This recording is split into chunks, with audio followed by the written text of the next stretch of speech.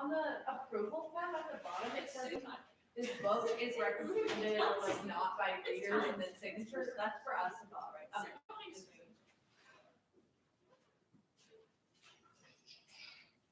Here we are again. The last time.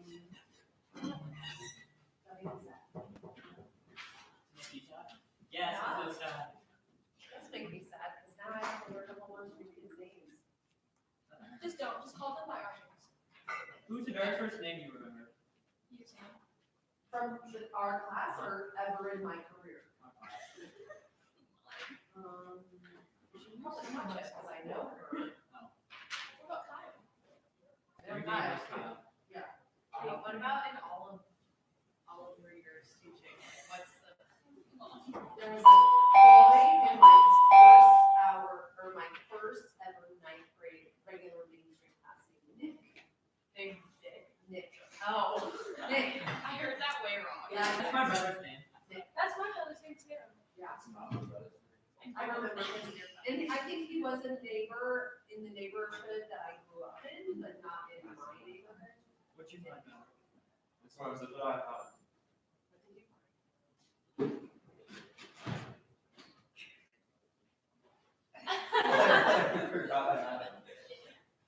Those are my three favorite Do you books. want a prize or? I would not. I was hoping to get something cool. You hyped it up a lot. Books. Books can be cool, Ellen. Oh yeah, and Susan's coming big. I'm a biggest reader. Susan. Oh, holy night. Here we Susan go. fan club. Did you guys have your rubric ready? Oh yeah, it's the Susan fan club. Oh, Hi. You guys have your paperwork and rubric ready? Because someone, Henry is very that good. could be. oh yes. We are all the leaders. We're all leaders in our own. Top two names. What's the name of your book?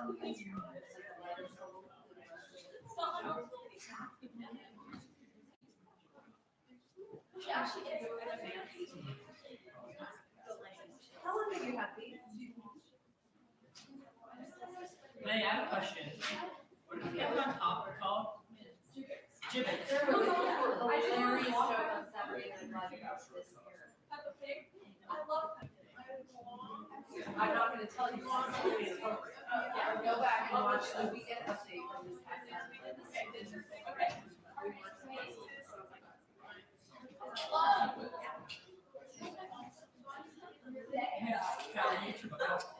I know. Oh, I thought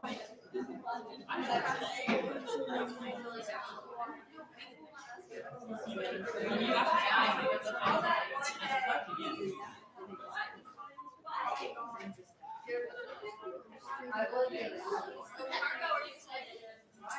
Yeah. Susan's coming. Susan's coming, so. Oh, like we have 4 periods. Oh, Did you sign? Did you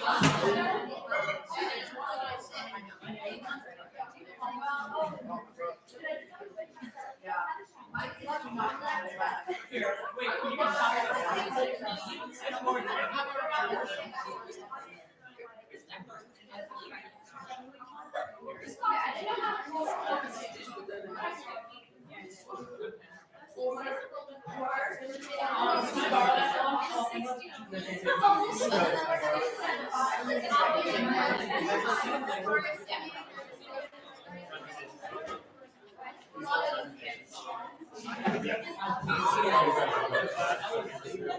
Okay.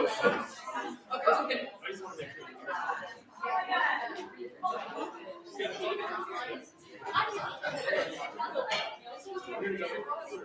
Hey, my classroom is wide open. I know, no, it's pretty fun. It's like a, sorry.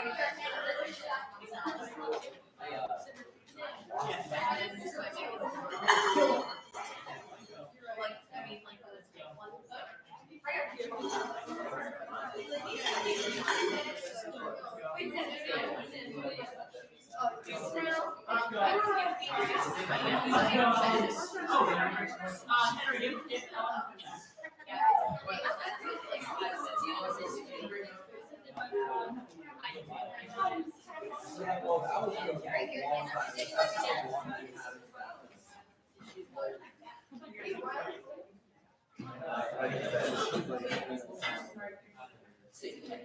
Well, that was a long time. I love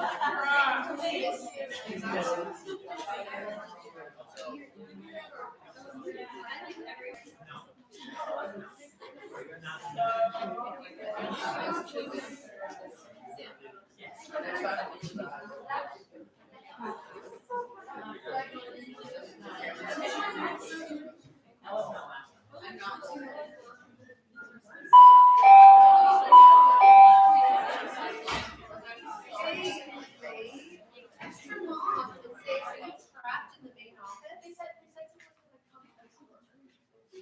They said that? I'll go as far. Oh, the main office, go this way, because they won't have to do like. We go this way? Go this way, out, so that you can see here, and come this way. It's a nice little. Okay. You guys are back in Coleman's room. You guys are back in class. Sorry.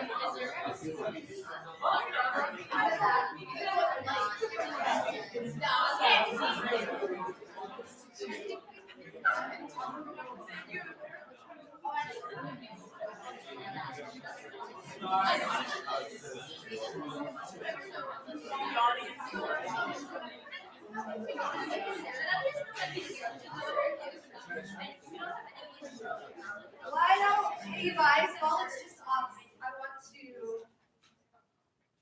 ask you a favor. Don't you want to know what it is? Anything. I'll just sign you up right now. Well, I'm gonna tell you. So, as you know, this semester has been a nightmare. And truly, like, I was driving to the ESC to submit some paperwork for something that's happening on Tuesday this week. So I've been like running around with my head cut off, and I haven't even thought about a group of sophomore kids to be a part of Leap Crew called the ATV. And what that is you come to training in the fall, which is August 8th and 9th, but you don't stay the whole time. And you do all of the fun activities that we do, and then you just really help out orientation day, which is the 16th. It's a Friday. It's the first day of school. So we all have to be here anyway, but I need a group of like 8 to 10 sophomores. If you are willing to do that, will you just shoot me an email? Otherwise, I'm just gonna show up at your house. Yeah, I'm looking at you, Henry. Hello, hello, come on. You get to be in the hot seat, right? Hey,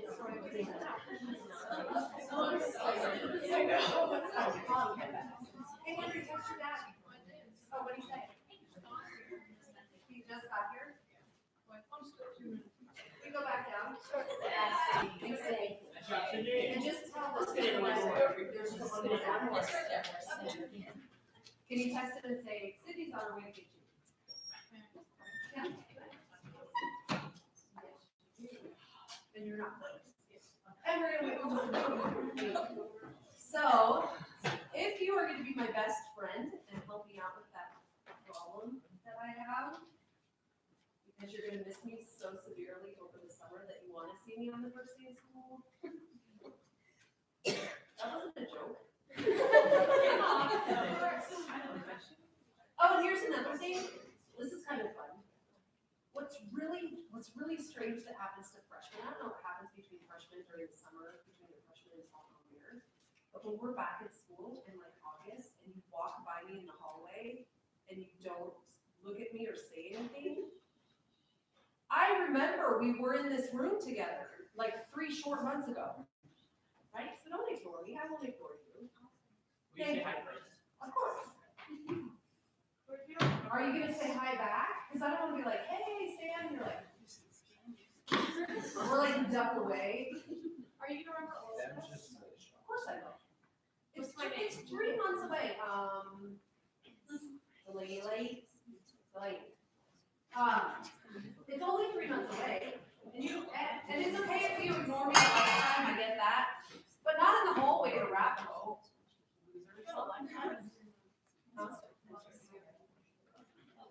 Yeah, like, it's gonna fall on the head.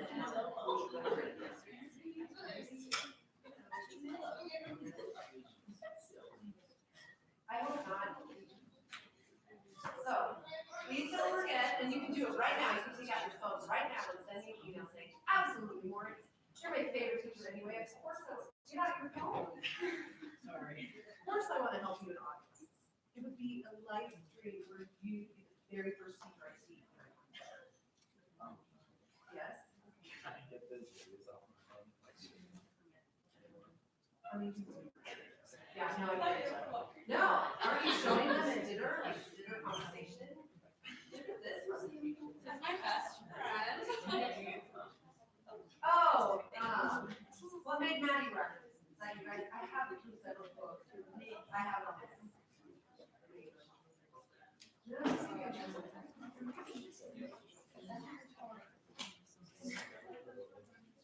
Reese, I don't believe you should ditch marching band to help you.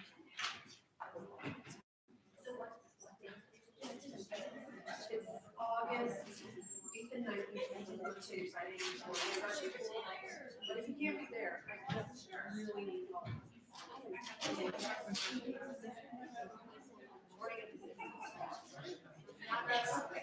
What we need is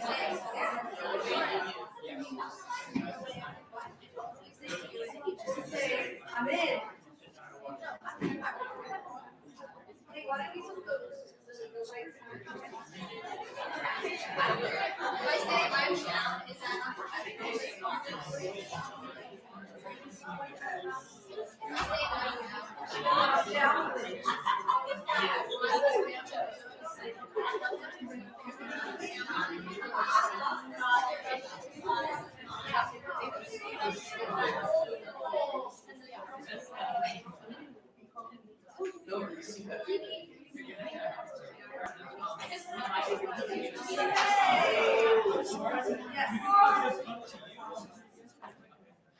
Oh, yay.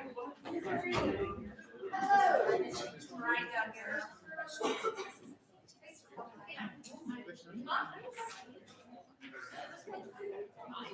Margot, Hannah, Avery, you guys want to get?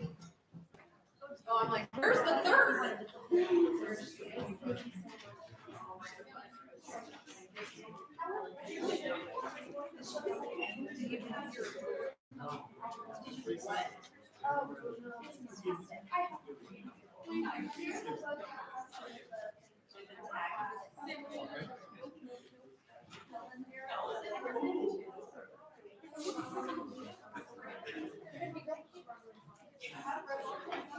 just entire public speaking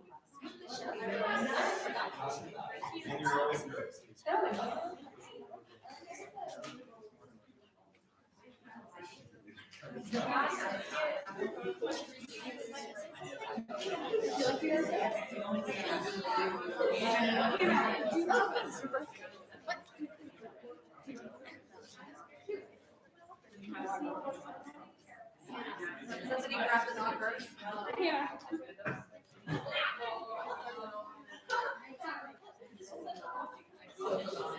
I'm gonna go say.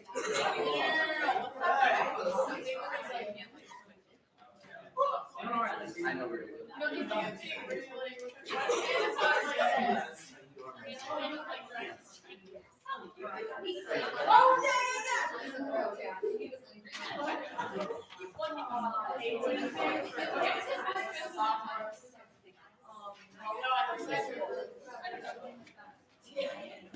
Oh, wait, I can do it.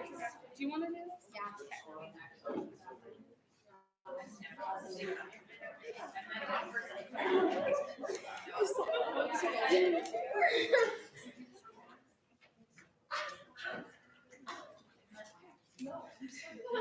All right, ladies, are you ready? Yeah. Right, and there's a right. We can do this one. All right, I think we're about ready to start. So whenever you're ready, we're ready. All right. Stolen by Lucy Christopher by Margaret Riddle, Hannah McGee, and Avery Nilsson. What do you think about when you hear Beauty and the Beast? Love, Belle, Miss Potts, princesses, whatever it is, it's probably not Stockholm Syndrome or kidnapping. About Stolen. Stolen by Lucy Christopher is about Jenna, a 16-year-old girl who was kidnapped while at the airport for the family vacation. Her captor, Ty, has been watching her since she was 10 years old. While at the airport, he drugs her and brings her to the outbacks of Australia. It is just her and Ty alone in the desert. He doesn't want to hurt her, he just thinks she was unhappy with the life she had. The more time she spends with him, the more she starts to feel for him. She gets bit by a snake, forcing Ty to take her to the hospital. In doing so, Ty is caught and sent to prison. Towards the end of the book, she debates what she will do when she testifies in court. Whether she should testify that she went along willingly with Ty or that he took her against her will. Also, this is a fan-made shack, similar to the one that... Stockholm Syndrome is defined as having feelings towards one's captor. This is displayed when Gemma falls in love with her captor Ty. Throughout the book, Gemma wants to hate Ty, but she finds it harder the more time she spends with him. She was forced to rely on him because he got her food and taught her how to live in the desert. These are all things that cause victims to start to have feelings. The most important thing to remember is that the victim is not physically hurt by the captor, it's just a hard thing to go through or it's a defense mechanism. So, for the book, you have to state some common standards. So, this book we're suggesting to be for 11th and 12th graders, so we chose the common core standards for the 11th and 12th, which one is cite strong through textual evidence to support analysis of what the text says, analyze the impact of the author's choices regarding how to develop and relate Owen's story or drama, analyze how the author's choices concerning how to structure specific parts of the text. So these are just specific ones. Upon closer examination, we have discovered that our book is a 6th grade reading level. Although this sounds low, the controversial content in this book makes it appropriate for our grade and above. Since this is an easy read though, we think it would fit perfectly into the psychology curriculum because when we talked with a few of the psychology teachers, they both mentioned that the curriculum was very fast paced and like this short read could be an additional help while also not being a detriment. So we wanted to elaborate on the previous Beauty and the Beast slide. So everyone knows the story of Beauty and the Beast. Belle starts to have feeling for the Beast even though she hates him for taking her father. This mental disorder is known as Stockholm Syndrome and is brought about and stolen. Why it should be taught. Unfortunately, many children are kidnapped each year, causing society to face the consequences. When children are uneducated to the dangers of kidnapping, the number of children kidnapped each year continues to increase and is not going to go down anytime soon. If schools were to introduce a book about kidnapping and Stockholm Syndrome, the number of children/teen kidnappings may start to decrease. This book could prepare students for the real world and teach students how dangerous kidnapping really is, along with its side effects. Stockholm Syndrome is an uncommon side effect of being kidnapped and should be taught in a psychology class because of how it is presented in the book. It has also won multiple awards, and these are just a few. So, Stolen connects to the real world because it helps to show a scenario about predators in a common area, such as the airport. The drug used on Gemma can help other people know the side effects of the drug and how they can detect it. One can also use this book as a reference to show that when your gut tells you something seems off, you should listen to it. Gemma puts her guard down when she meets the sweet, attractive guy who bought her a drink. And predators are typically good liars, so Gemma doesn't suspect him to be a bad guy. He offers to put sugar in her coffee, and the drug that he uses tastes salty or sweet. So, like in coffee, it can be hard to detect. And sadly, this happens a lot in real life, and reading about this can help people to be more aware of their surroundings. Some more connections are there are a lot of people with different economic backgrounds at Arapahoe. Some students live in an apartment while others may live in larger homes. No matter what neighborhood, everyone experiences crime, and it is not that uncommon. It's important students are reminded of the common dangers that could happen even if you live in a nicer location. Teenagers and young adults have the highest kidnapping rates of any age, and although the phrase "don't talk to strangers" is something kids are taught at a young age, sometimes teenagers just like rebel and forget this. And this is shown when Gemma was mad at her parents, causing her to talk to this man that she didn't know and he kidnapped her. So, although this book is recommended for grades level 9 and above, by places such as Barnes & Noble, Amazon, and etc., in our opinion, we don't think this book would fit into the curriculum of the 9th grade honors class very well. After assessing the book, we found that it is much more appropriate for a psychology class. Psychology classes cover things from specific disorders to more broad issues. We reached out to Arapahoe's different psychology teachers to see what they thought. Both an AP and regular psychology teacher felt this topic would be great to learn about in their classrooms. Stolen would be a great addition when learning about Stockholm Syndrome because of its educational real-life experience and insights towards the victim's motives. Questionable sections. Some questionable sections may be when there is a lot of explicit language more towards the middle of the book. Thai drugs, Gemma at the beginning. Kidnapping can be a sensitive topic depending on the person. And there's a large age difference between Gemma and Thai. Gemma cuts herself on glass purposefully out of anger towards Thai. In the book, Thai has stalked Gemma since she was 10 years old, and she is 16 now, I believe. Thai kidnaps Gemma in the beginning, and although these are sensitive topics, stores like Barnes & Noble still think stolen is appropriate for a 9th grade reading level. So, how we would teach these sections. This is a very hard topic to talk about, and it's very sensitive to some people. So, we skip over the controversial sections and summarize it. We wouldn't read the whole book because it gets kind of crazy. And we would give the students the choice of reading it instead of forcing them to read it, because some people might not want to read this book. There is not gruesome text, but so we would suggest it for 11th and 12th graders. Okay, so like interesting facts. So this pie chart shows like the different motives people have for kidnapping. And so 544 people were like surveyed, and 146, which is the red, said that they were jealous, angry, in debt, or had controlling behavior. 121, which is the yellow, said it was for sexual offenses, which included 105 counts of rape and 16 counts of sexual assault. 85, which is the gray, said that they didn't have a motive, which ended in murder. And then the chart on the bottom left shows that of those 544 people, 282 didn't even know the victim. So this shows the amount of people kidnapped based on age along with gender. Blue line is female. It's clear that women are kidnapped more between the ages of 10 and 30, between 10 and 35. At the age of 20, around 30,000 women were kidnapped. Overall, a lot of teenagers are kidnapped along with young adults. This is a map showing the amount of kidnapping cases in the U.S. As you can see, California has about 4,541 cases, and with coming in first. Texas follows with 489 cases, and then Florida with 364. Colorado only has 183 cases and is in 8th place for the most amount of cases. And the average amount of cases in the U.S. is 190. So a little recap. Stolen by Lucy Christopher should be taught in a psychology classroom because it teaches people about real life situations happening in society. It also would teach high schoolers about uncommon mental illnesses that most do not know about. Although this book may discuss sensitive topics, it has earned many awards and it is very educational.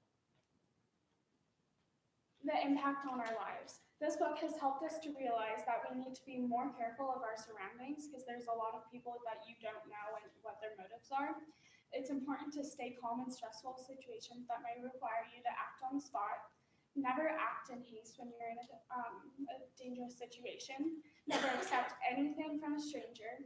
And we learned from Jenna's mistakes when she was too angry at her parents to pay attention to her surroundings. She later comes to regret her actions when she is kidnapped. And these are our works cited. Thank you. Do you have any questions? Go ahead.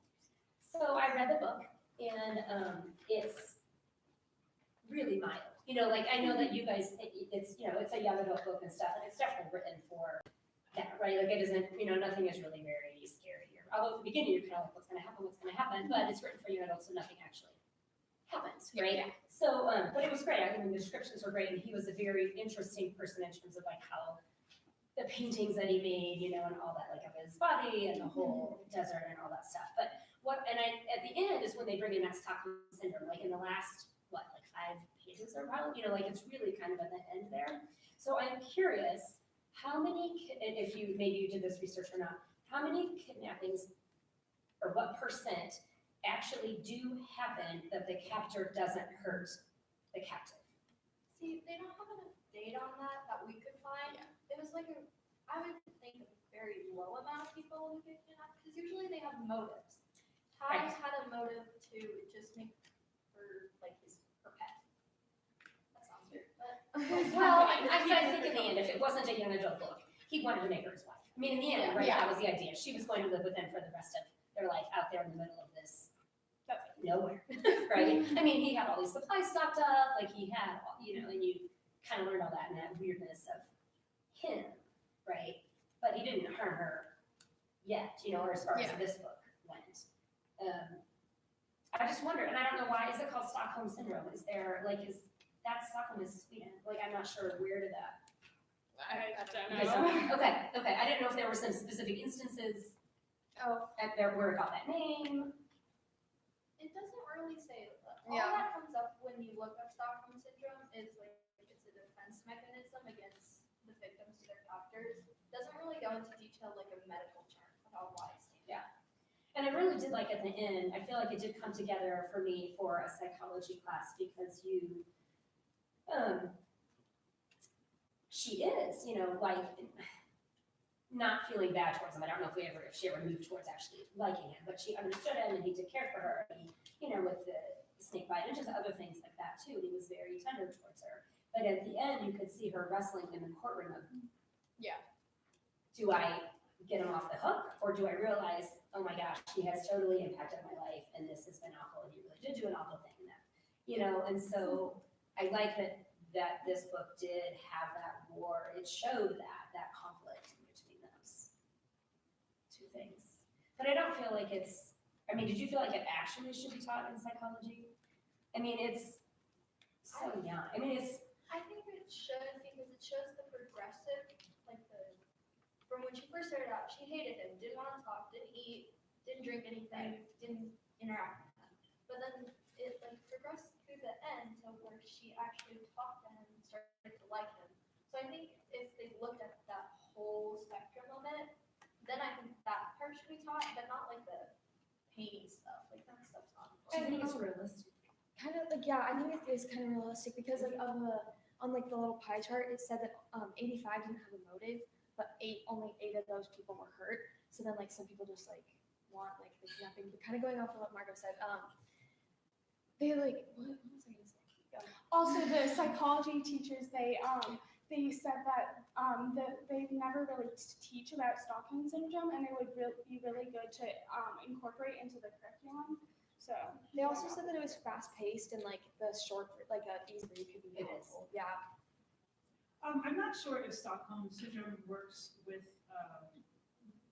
relations, members of your family, because I think I read a statistic that 70 or 80% of all kidnappings are actually kidnappings that happen between divorced couples. Yeah, And I saw your chart on there, and I think you said it was studied from one study of like 1,000 people, or, that was Was that 544 people. okay, so that was one singular study. But I Yeah. think in general, like 70% of kidnappings are between family members. So Yeah. knowing that, do you think it's still a book that should be taught? Because that's not a very high statistic of getting kidnapped by a complete stranger. And Stockholm Syndrome would happen with a stranger, and you wouldn't fall in love with your father or your mother or your uncle who would kidnap you. Yeah. I think it's still important, especially since I know someone who was out on a run and she got kidnapped and she never said anything about it. And it was a crazy experience for her, but it also, it would be very good to incorporate this into real life situations because she didn't know like how dangerous kidnapping really is. So is there a connection like between this scenario and like people being human trafficking or sexual Well, predators? okay, so one of the things that she mentions is that like she's like when she first kidnaps her, she doesn't want to eat or anything. She's like, just if you're gonna like kill me, get it over with. If you're gonna like rape me, get it over with. So like I think it like kind of does connect to that, like because a lot of like kidnapping can lead to like rape and that kind of thing. Did you enjoy reading the book? I did. I thought it was very interesting to learn about and So see how it was easy to read? It wasn't. it wasn't like that homework? difficult. Why did you enjoy reading the book? I liked all like the different like adventures. She like it's in the middle of the desert and she tries to escape a bunch, but she doesn't. I liked like learning So about she that. has a fighting attitude. Yeah. It's She a didn't good give up. story box actually. Like from the beginning to the end, the beginning you got hooked, and then you start to find out through the middle of the book, like all the details from the beginning of the book to the end. It was just, I couldn't really put it down for a little bit. Well, and I do think that she was very resourceful in it. Like she found that book about plants, like she was trying to figure out where she was, and so she found that book about plants and tried to memorize, oh, here's the plants in the area, can I narrow down where I am? And so I think that was good to show, like, if you are kidnapped, Yeah. what should you do? Yeah. I don't know. Thank you.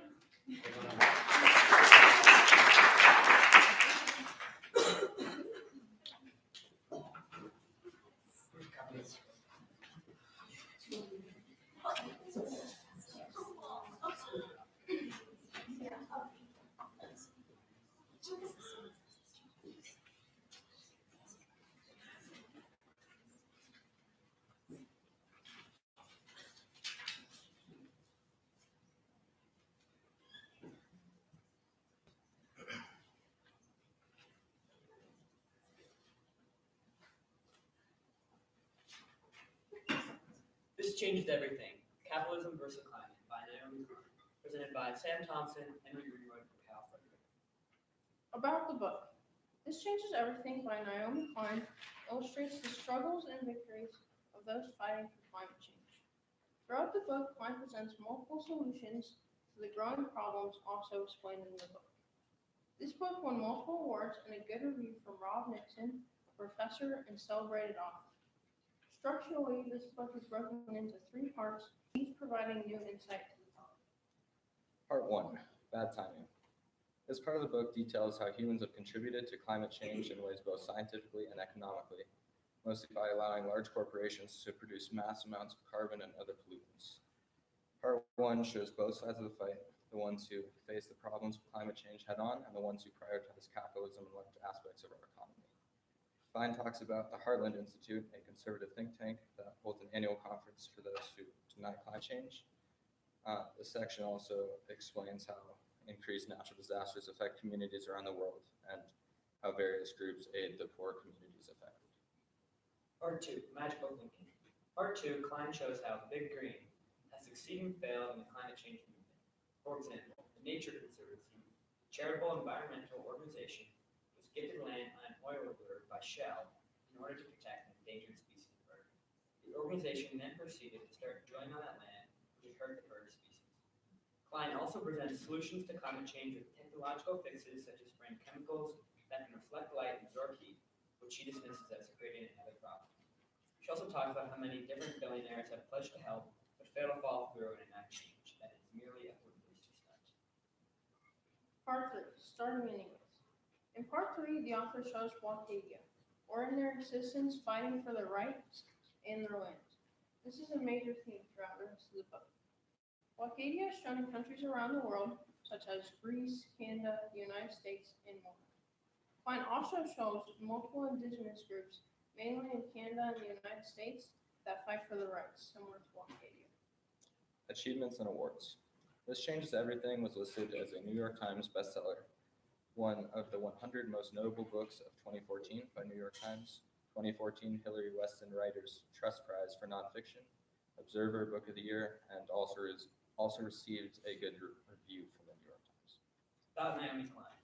Naomi Klein is an award-winning author with awards such as the American Book Award and Sidney Priest Prize. She's a social activist and also a former syndicated columnist. She's written multiple bestsellers, and in September of 2018, Klein was named the inaugural Gloria Steinem Chair at Rutgers University in New Jersey. She's also a member of the board for 350.org, a climate action group. Documentary. This Changes Everything, the film, was directed by Avi Lewis, Naomi Klein's husband, and narrated by her. It looked at multiple communities around the world, in Greece, Canada, the United States, that were fighting for land rights and conservation. It focuses on the issues of the book, not the solutions. We all watched the documentary and enjoyed it as it provided a new perspective than the book. Climate change. As increased carbon dioxide, methane, and other greenhouse gases are pumped into the atmosphere, temperature in the atmosphere rises. This results in rising sea levels, more natural disasters, drought, and wildfires.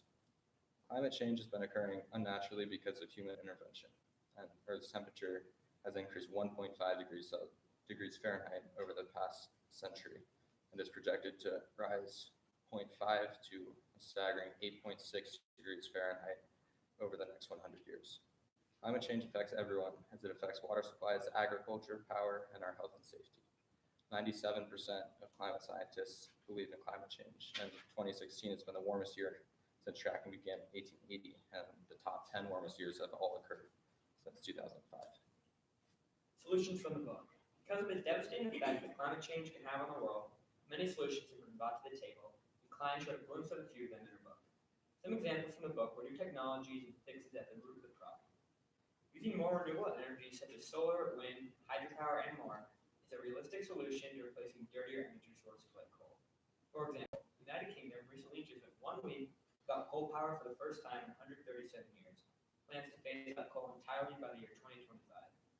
Klein also shows how taxing different companies depending on how much carbon they contribute to the atmosphere, and using that money towards combating climate change can help.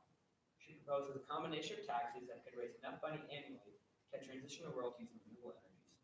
SRM, solar radiation management, is a type of climate engineering that will reflect sunlight and reduce global warming. Different technologies were also mentioned, but these are more far-fetched ideas. Should it be approved? Yes, this book should be approved. The most important thing for students is to learn and be interested in what they're learning, and this book could provide exactly that. By presenting real-world problems and solutions, this would challenge students to think in a more beneficial way. It doesn't only focus on one idea and shows different approaches, each one with respect. This book could combine multiple subjects, such as the science aspect of climate change, with the economic and government policies taught in the social studies classroom, and could provide fruitful discussion. Curriculum. This book could be taught in multiple departments, such as language arts, science, and social studies. In a language arts setting, this book would provide an opportunity for discussion and relevant learning, and it falls under multiple state standards. With science, students can explore exactly how and why increased carbon relates to increased atmospheric temperatures, and how we have and will be affected. In a social studies class, the book allows students to look at how climate legislation, international agreements, political leaders, trade policies, economics, and capitalism affect our world. State standards. We use the 9th grade English state standards to plan how this book would fit in our class, even though more advanced learners would be better suited. The first standard that complies is increasingly complex informational text requires mature interpretation and study. This book fits with that because the book is dense information mostly mature students will be able to understand and comprehend. Second standard it works with is information and persuasive text build a topic and establish a controlling idea or pieces with relevant support. The book develops a solid topic throughout and gives evidence to support it. Controversial topics. Although facts were presented to support the author's claim, many of the topics discussed in this book are controversial. Climate change as a whole is a very controversial topic because some argue against it, while most others argue that it's real, happening, and a major issue. Many other topics in the book were controversial as a result of climate change. The use of renewable energy sources was discussed throughout the entire book. However, some see this as unrealistic and threatening to the huge coal and gas industries. Oil drilling and fracking can provide lots of money to the local economies where it occurs. However, it does pose big environmental problems, making it a divisive issue. More recent proposals solving the problem, such as the Green New Deal, is a threat to the traditional United States and has received criticism from both Democrats and Republicans. Different trade and tax policies were mentioned throughout the book. Different people have opposing views towards them. This book had many controversial topics that would be beneficial for students to discuss and form their own opinions. Climate change elective. We believe the best way to teach this book is in an elective for a student that is advanced, mature, and interested in the topic. After reading this book and others similar to it, the students in the class could discuss and debate on climate change in great detail. Reading different books with multiple perspectives could give students a new insight to the issue. The class is best for an advanced student as the information covered is difficult to understand and analyze. Discussions are one of the most important parts, allowing students to voice their opinions and views amongst their peers. This elective is targeted towards students with a passion towards climate change, as not every student will have the desire to learn about the complex topic. Conclusion. The most important thing about this is that it teaches whoever reads the book in a respectful way that causes them to think. Someone is caused to think about the world around them and can form a meaningful opinion that is true not only to them, but their values. And this book does exactly that. This is an issue that will affect more people tomorrow than it did yesterday and more the day after. And the best way to open people's lives to that is to teach them. Teaching this book and others is a great way to inform young minds about the problems of today. Thank you for listening to our presentation. Hope you consider our book.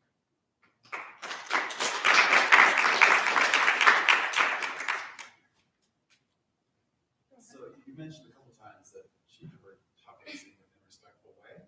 Like, what do you mean by that? So by that we mean she obviously has like one point she's trying to make, that climate change is happening and that the only way we can solve it is to fix our idea of capitalism. But she presents different solutions, like technological solutions, and before like shutting these down and saying why they shouldn't be like considered, she like gives us the facts and presents like everything so that the reader can decide if like what they want to do. So I am really glad that you guys did this book. I read this book 2 years ago with my other daughter's class, and I don't think I went to that presentation, and I loved this book because she is super, like, it's going to tie into what Mr. Greenwood asked. She does present the facts, but then it turns out positive because so many things that you read feel so negative and like, oh, what are we going to do? But this, I feel like she turned it around, and it is big things that she's suggested, but that's what it's going to take, right? It's a world issue, not just an individual issue. And I think that Henry touched on this a bit, but when I read it, so climate change is a scientific issue, right? It shouldn't be a debate. It shouldn't be is it or is it not, right? It is. Like, we all know that climate change is real. We all know that it's human caused. What are we going to do about it, right? Like my daughter just told me statistics the other day, something about we've got 10 years and then we're beyond or something, right? And so, but this issue has become so political. So do you understand now, after reading this book, why it has become so political?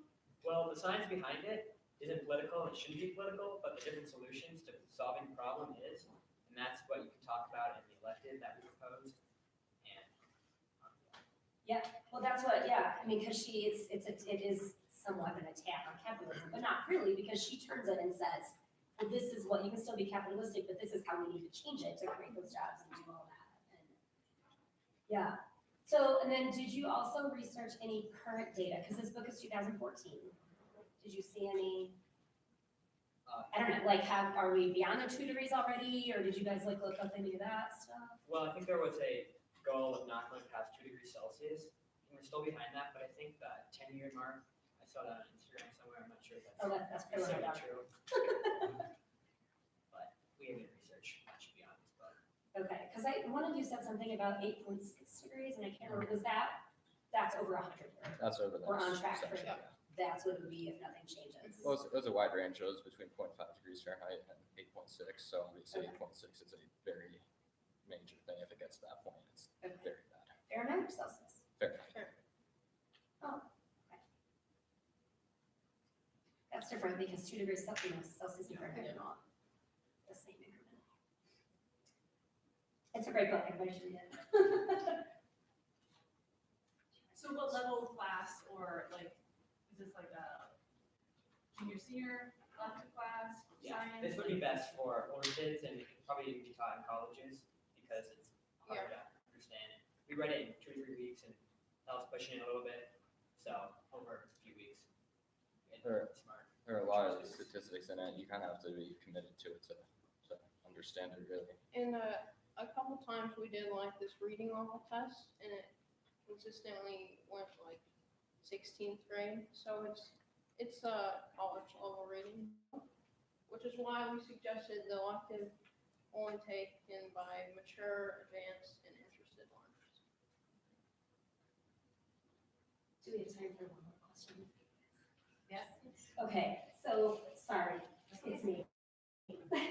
So I've been rolling this around, like, probably for like the past couple of hours as I was flipping through this, trying to like refresh my memory on the book.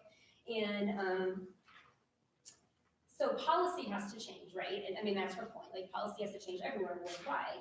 And she talks a ton about trade, like, which is definitely getting into the nitty gritty and you're like, oh. But, so what do you guys think? And I'm afraid to ask this, but I don't actually have an answer to this. But so in our country, there's been some talk a lot about trade and changing, and now there's a lot of tariffs that are imposed on imports. And so part of the problem with climate change is all the airlines, like importing and exporting sends tons of CO2 in the air, right? And so what do you think about those policies in the sense of climate change, knowing that our president is not so into climate change, but having those tariffs and not having as many people, not bringing in as many imports and us not exporting as much, wouldn't that actually help climate change? Yeah, I mean, that definitely helps. And like you mentioned, there's a lot of trade talk in the book. And us being 9th graders, we didn't like understand that too much. So I feel like that's another way that the elective would be really good. So that like the teacher can guide the students through these like complex trade topics, and that would help them better understand like everything mentioned. And I also remember in the book they mentioned NAFTA and how at first there was going to be a part about climate change, but then that got moved and it got in effect, but now NAFTA is repealed and new trade deal when you come in. And that can be talked about too, the new current legislation. It was just something that I was thinking about, and I'm like, oh, maybe in some way this actually can be a climate change president. And we do all this, but I don't know. Inadvertently, exactly. I just didn't know if you guys had thought about that at all, or being 9th graders, are you like, you're kind of in as much as politics as adults are? Thank you.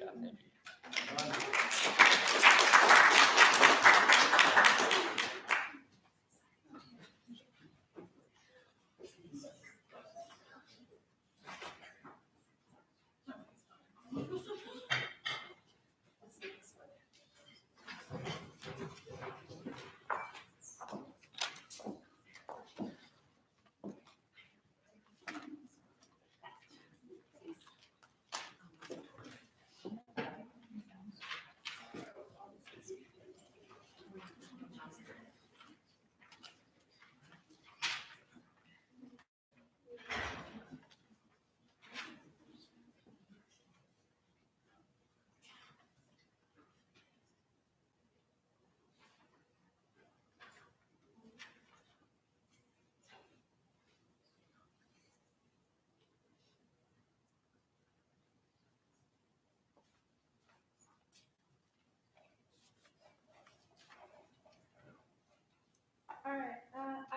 Molly Davercoat.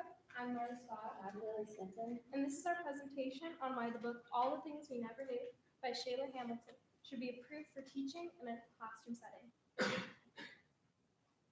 Shayla Hamilton is a 5-time Emmy Award-winning journalist that began her career as an associate producer for public broadcasting and then anchored and reported commercial television news for the KTVX in Salt Lake City, Utah. She is a frequent speaker for mental health and empowering girls to be strong, smart, and bold. All the Things We Never Knew by Shayla Hamilton explains the struggles of mental health as told by the wife of a man with bipolar disorder. Journalist Shayla Hamilton marries and has a child with builder David Kroll. However, their marriage quickly deteriorates due to an unknown mental illness.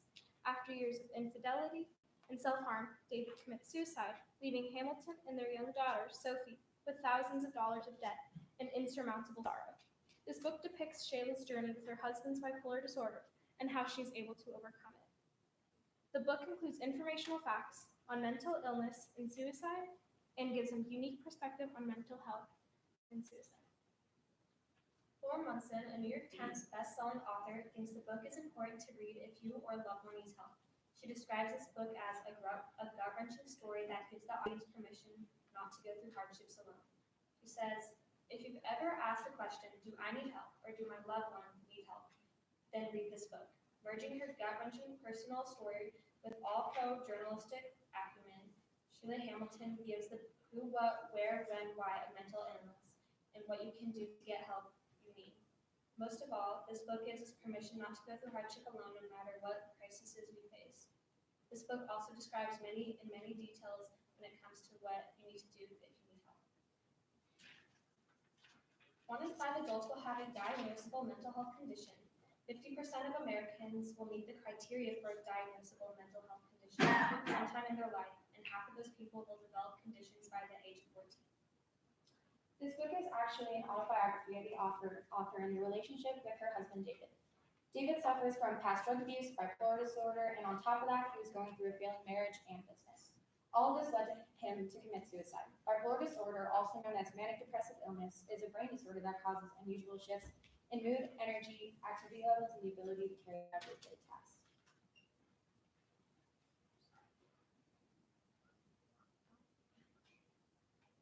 Approximately 10 people die every day from suicide. This is the third leading cause for death amongst 10 to 24-year-olds. 1 in 7 high school students have had suicidal thoughts, and 1 in 14 high school students have attempted suicide. 90% of people who die of suicide have a diagnosable disorder.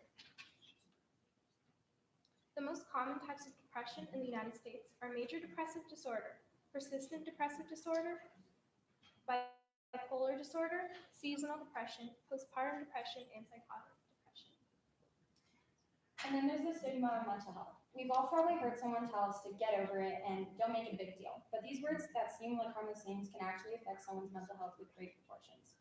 Society has a big part in how we perceive mental illness. As a society, we have pushed conversations around mental health often only bringing it up when it's convenient for some political issue, but not addressing everyday concerns like having adequate facilities and resources for people struggling, confronting shame around mental illness to reduce deterrence to getting help, or challenging stigmas that prevent us from talking openly about how our loved ones passed and what we can do to prevent further losses like theirs. Despite how rampant anxiety, depression, bipolar, obsessive-compulsive disorder, alcoholism, drug abuse, addiction, and so on are in our society and how much they rise in each year, we are still terrible at talking about mental health. Having a mental disability, whether it be depression, anxiety, ADHD, dyslexia, or bipolar disorder, may make you seem as weak. And that fear of showing signs of being judged by society isn't healthy and can only hurt us in the long run. Suicide is the third leading cause of death from ages 10 to 24. And as shown in the book, hiding your emotions and ignoring the warning signs of your own or someone else's mental health can drive someone to commit suicide. But how would this book help?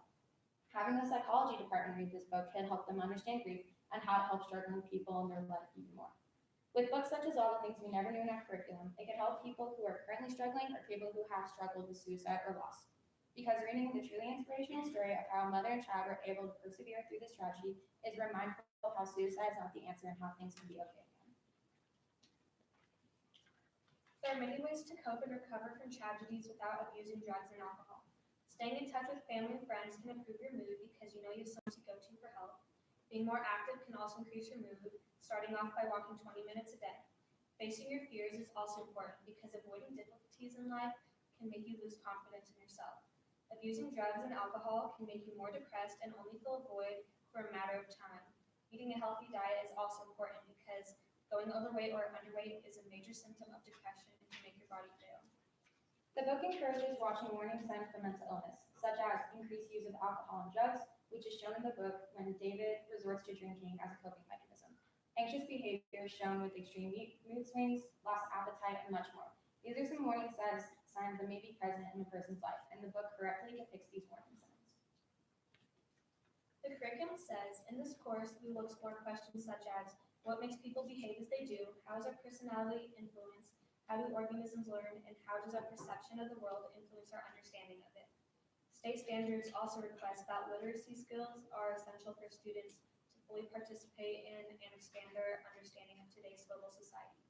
In this text, there's information about human behavior and symptoms of mental illness, nature versus nurture, and perception of the world before and after tragedies. These parts help students understand mental illness better so that they can watch for major symptoms and learn about how people perceive mental illnesses. There's some controversial material in this book that should be addressed before students read the text, such as a school shooting that is only mentioned briefly, foul language that is used throughout the book that has to be read with a mature eye, drug abuse that is also mentioned briefly throughout the book, and stealing weapons to cause self-harm. There's also the constant underlying theme of suicide and depression that may be tough for some people to read, but there's no gruesome content. When it comes to potentially controversial material, it can often seem difficult to teach without leaving students uncomfortable. However, with books such as All the Things We Never Knew, the majority of the content isn't too triggering and doesn't go too much into depth into more controversial material. For students that are more sensitive to topics such as suicide and self-harm, when assigning the book, the parts of the book with sensitive topics should be explained for the students to make the decision of whether or not they could handle the more sensitive subjects. For the majority of students, however, the entire book should be okay. All the Things We Never Knew offers a good explanation of mental health and coping with it. The book is a reminder of why getting help is vital and how suicide isn't the answer. In many mental health cases, recognizing the symptoms and taking steps to cope with it makes a big difference. In the United States, around 1 in 5 people have a serious mental disorder. This is an issue that needs to be taken more seriously, and this is a book thousands of students could relate to and could help many people. And resources.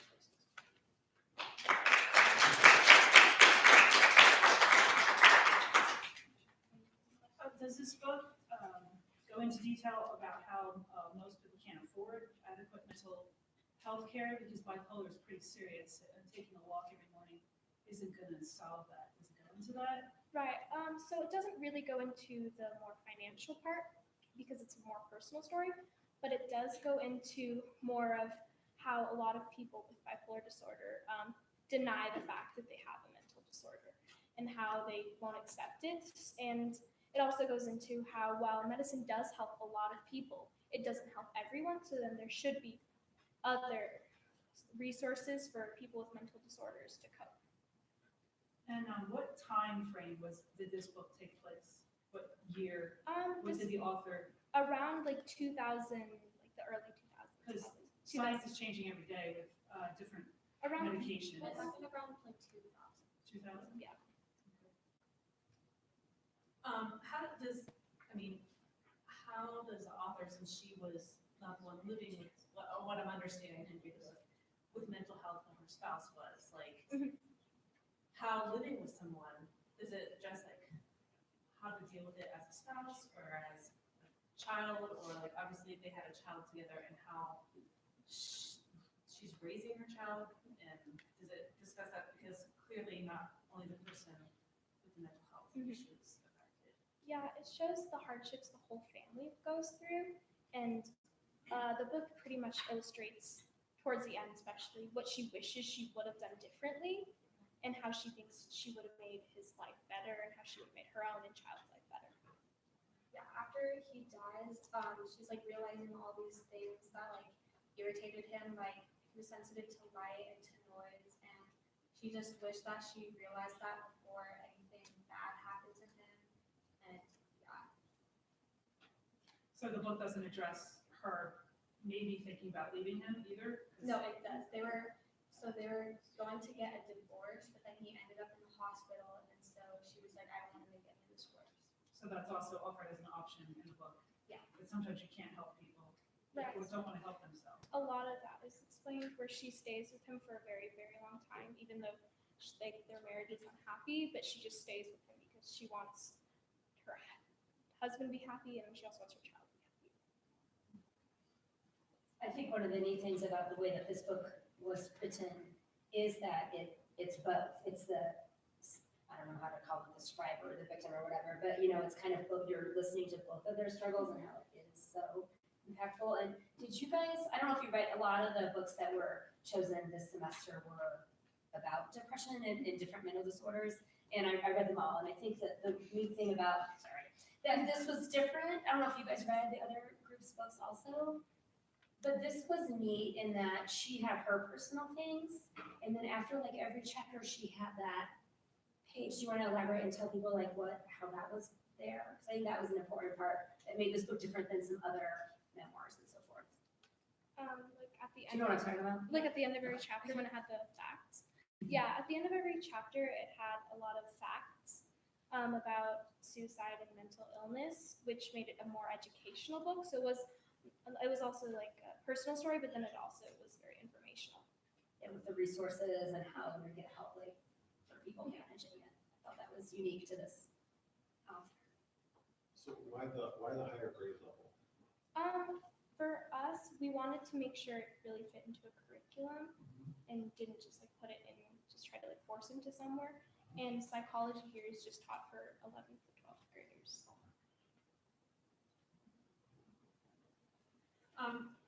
Again, so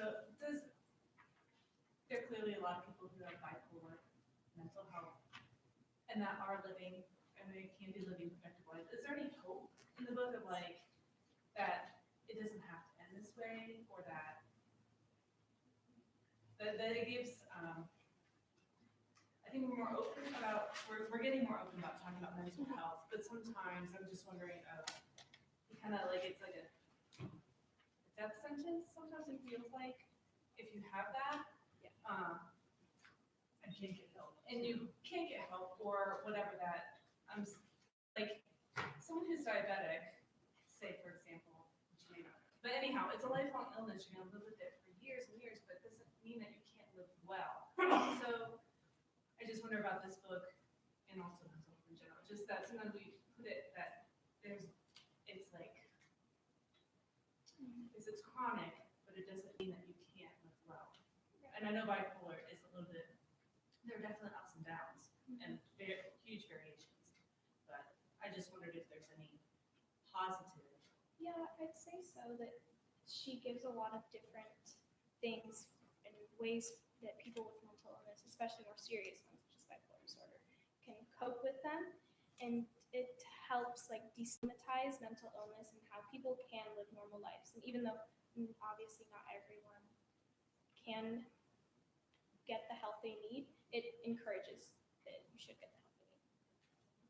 And there's also like the hope of their daughter, like she was debating if she should get a divorce because her daughter was the only thing that made her happy pretty much. And so she was like debating if she should do that.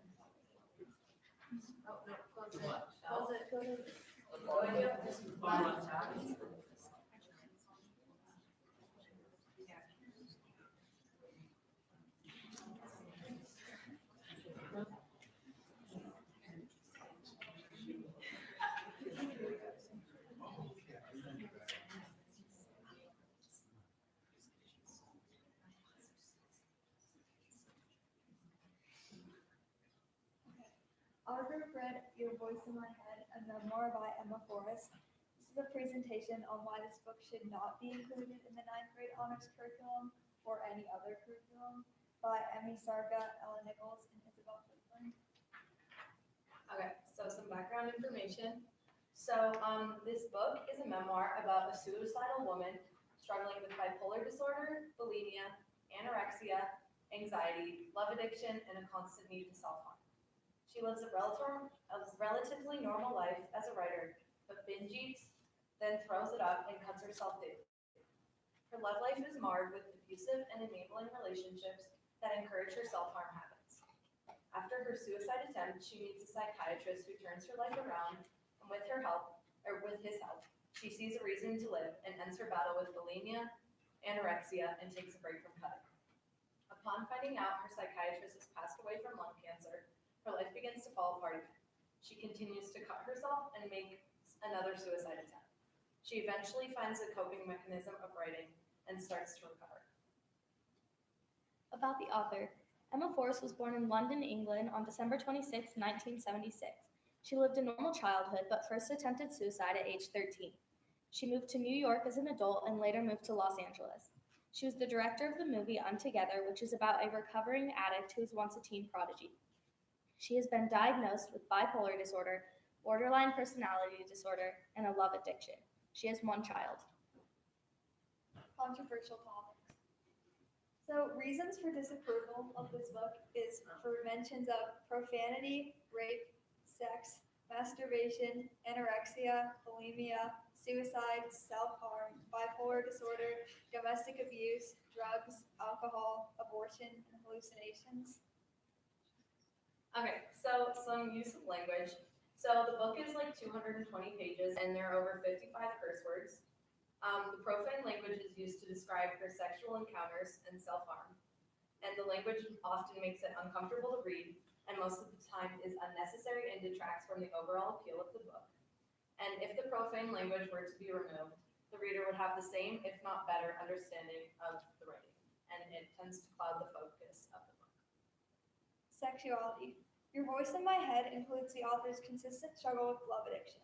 She's involved in multiple mentally and physically abusive sexual relationships, and she has many sexual partners throughout the book. There are frequent mentions of her sexual encounters and masturbation, as well as a description of her experience being raped as a 16-year-old. Morality.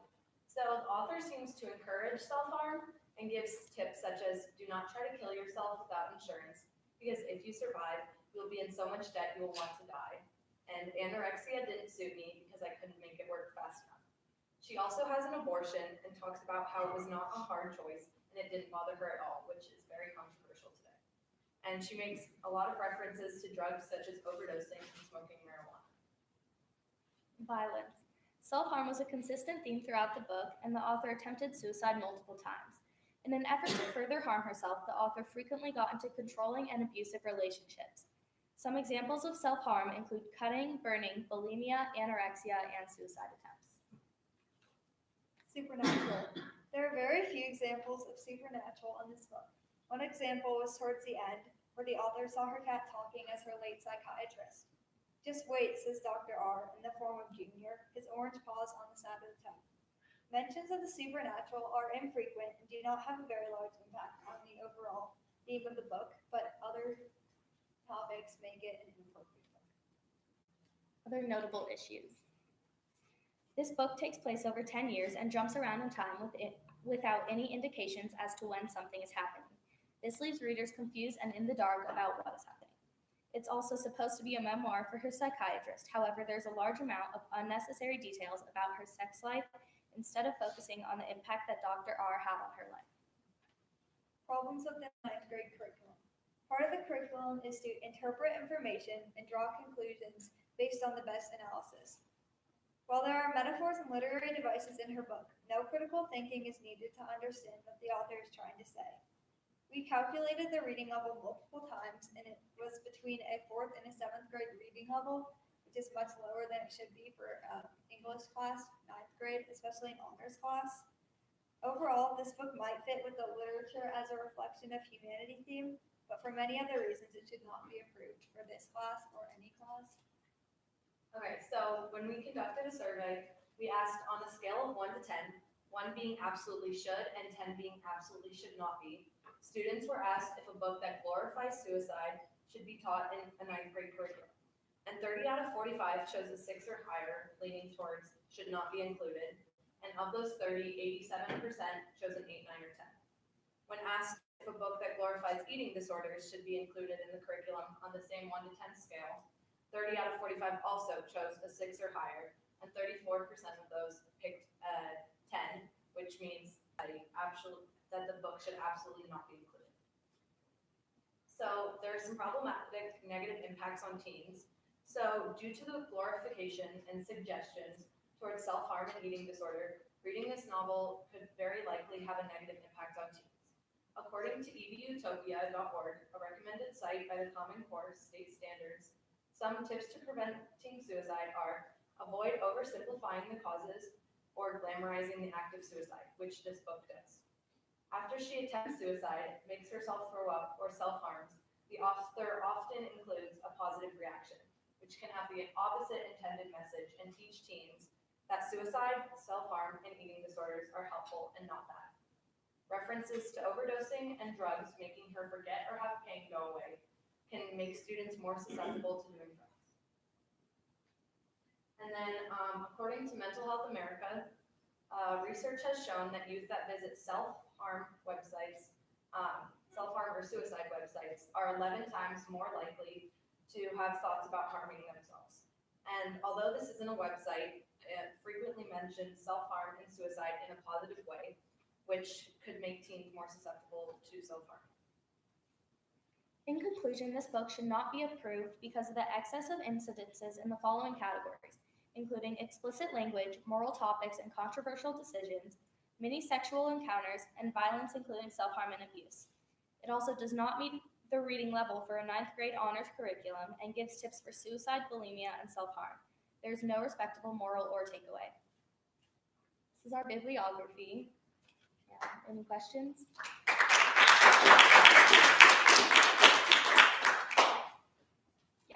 Was this fiction or not? I didn't catch it. It was biography? a memoir. A memoir, so it's based on mostly true facts. or- Yeah, it's a true story, yeah. Any redeeming qualities in the book? Not really. I mean, so it talks about like controversial issues that would apply today because there's like a lot of, especially suicide nowadays is like getting to be really common. And so it seems like it should be taught in curriculum, but she like has positive reactions and gives tips. And so it's the opposite like impact we want teens to have. So there really was no like good takeaway from the book.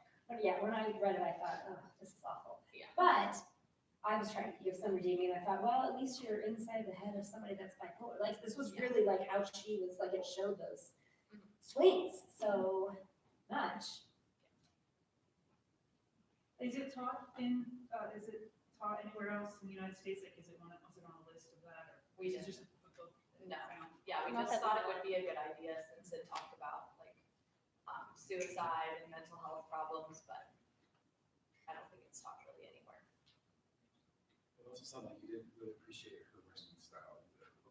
Yeah. So maybe we taught in a negative, right? Like, Yeah. don't do it this way, kind of. Yeah, she like throughout the book, there's like a page especially, and it talks about it's like places to cut yourself, and like gives a list of like 15 different spots where it's good to cut yourself, like to draw the most blood or something. And so, and she just like includes curse words a lot, and it just makes the writing seem like lower level and not as complex.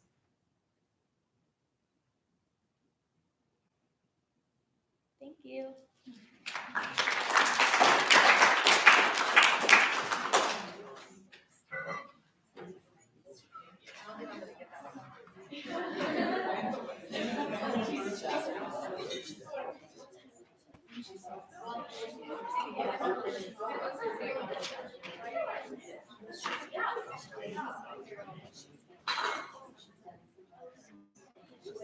I can take my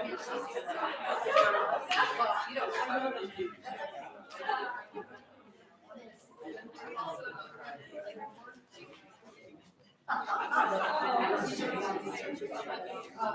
Oh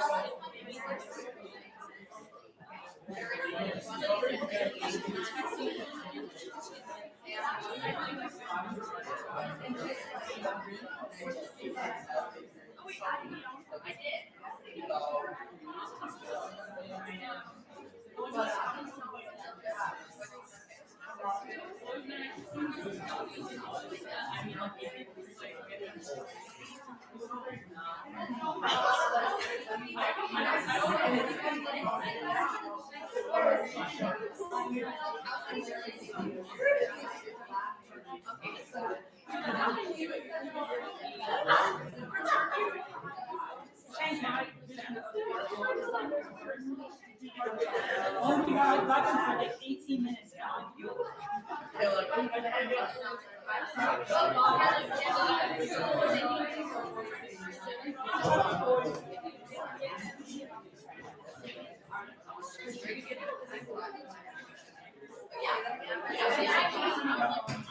I'll just go right back to the main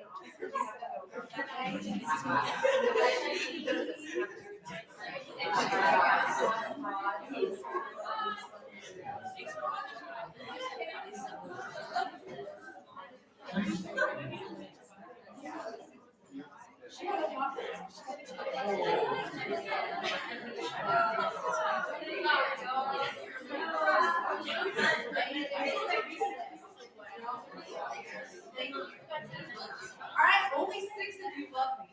No. Oh, I'm emailing.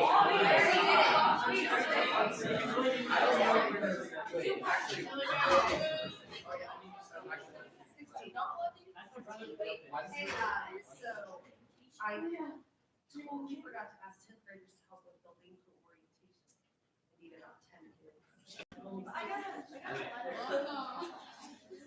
I'll show you. It wasn't for me. It was for me. Just go.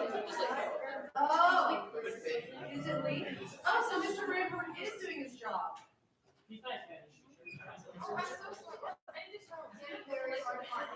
that would be awesome. I got this.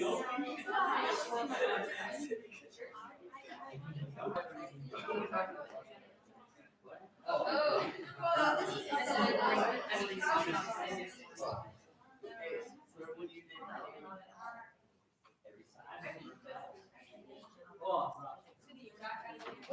Cindy, are you done with this? Great, I got it. Thank you. I'm done with it. Done with it. We're over.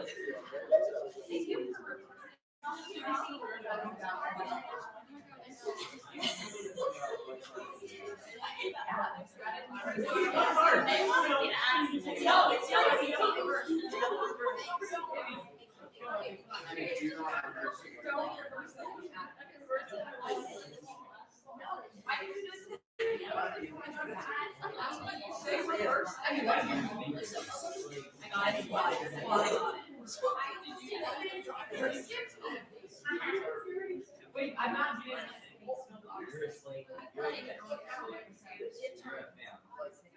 Get it together, Sam.